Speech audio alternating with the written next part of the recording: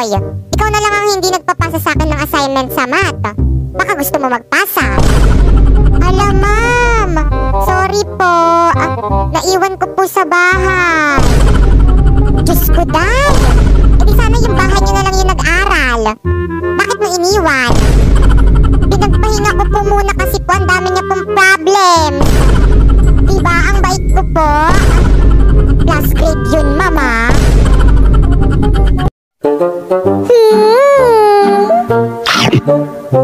Ang sarap talagang lumamon. Sana araw-araw Christmas para parating masarap yung pagkain. Hoy, Bakekang, alam mo na kung anong gagawin mo pagkatapos mo dyan. Ano pong gagawin ko, Nay? Hugasan mo yung mga pinggan. Pagod na ako, kaganina pa ako luto ng luto. Sige po, Nay. Huhugasan ko po yung mga pinggan. Don't worry.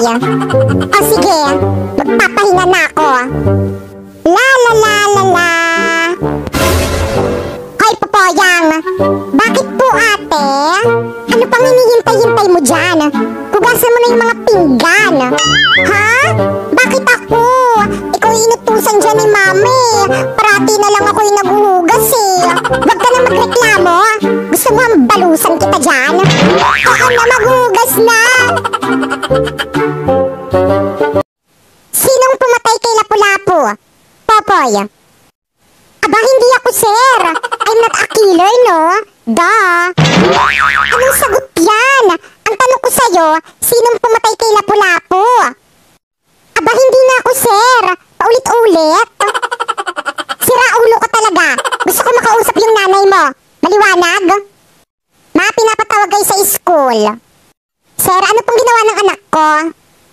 Tinatanong ko lang naman yung anak niyo kung sinong pumatay kay Lapu-Lapu. Sabi niya hindi daw siya. Ikaw pumatay kay Lapu-Lapu? Hindi, no? Baka ikaw yung pinapatawag dito eh. Hoy, mas lalong hindi ako yung pumatay kay Lapu-Lapu, no? Parang pasaway at lahat sasabay. Besh, excited na ako mag-recess. Popoy, kanina ka pa. Ang dal-dal-dal-dal mo. Ay, sorry po, ma'am. Dahil dyan, ikaw ang magsagot ng tanong ko. Patay. Kung ako'y may 5 anak sa unang asawa at 10 naman sa pangalawa at 3 sa pangatlo, meron akong kalandian, ma'am. Isa kang karengkeng, ma'am.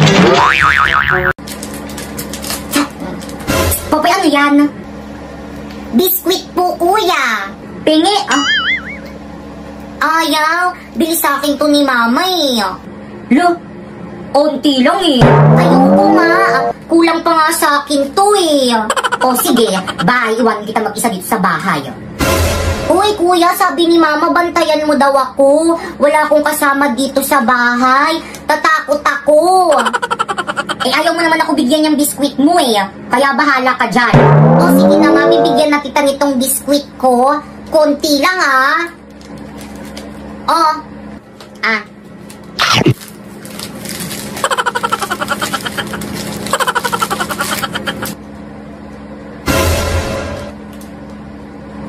Conclo.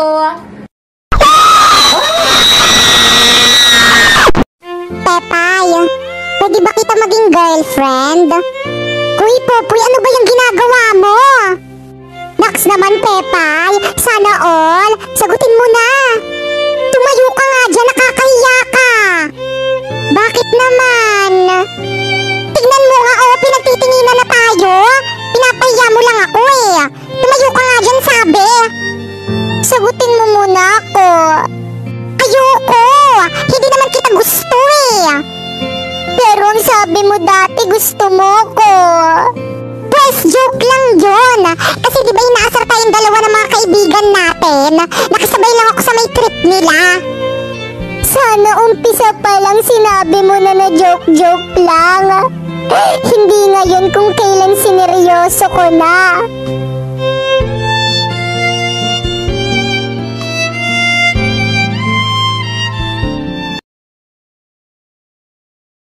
Yehey! Recess na! Sakto, gutom na ako.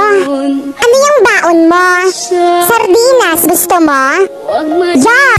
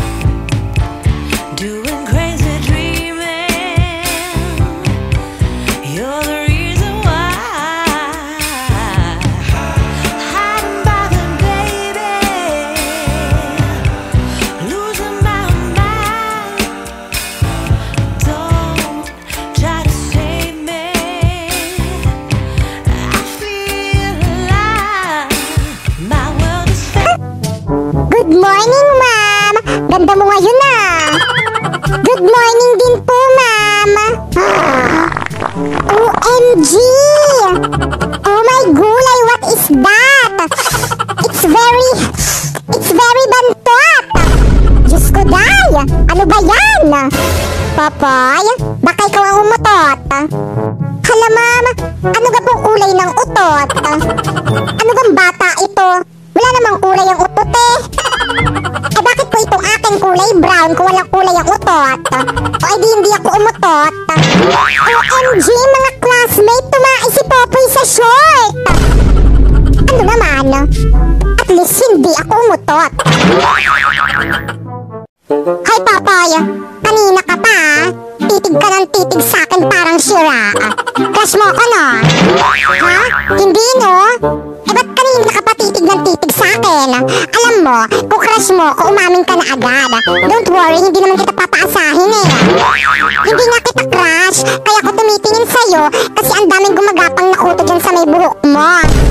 Sus, crush mo lang ako eh. Bakit ba kasi ang dami yung nagkaka-crush sa akin? Ang dami ko tuloy accessories.